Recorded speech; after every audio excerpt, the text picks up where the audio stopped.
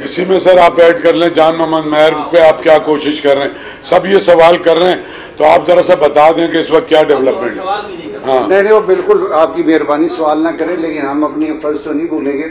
हुआ ये है कि we are very close to arrest या उसकी पेश होने के बहुत करीब थे।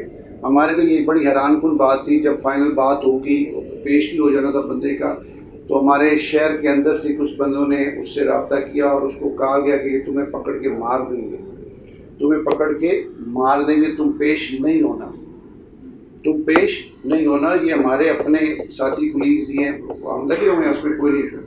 तो उसकी बेस पे ये हुआ कि फिर शाबेलों का एरिया जहाँ कभी पुलिस नहीं जाती थी, हम इवेंट दे रहे होंगे, वो सारी चीज़ें की, उसको प्लीज ऑन रन। अब उसको यहाँ से इंफॉर्मेशन दी गई कि ये बस तुमने पेश नहीं होना। सर आप बताएं, आपने एसएसपी भी चेंज किया, अब हम इसी वजह से जो है ना आपसे शेयर नहीं कर रहे, इसलिए नहीं कर रहे क्योंकि जो बात हम यहाँ कर रहे होते हैं वहाँ पहुँच चुकी होती है, उसका काउंटर को नैरेटिव आया हो चुका होता है। तो हम इंशाल्लाह जल्दी इस पे कामयाबी हो जाएगी।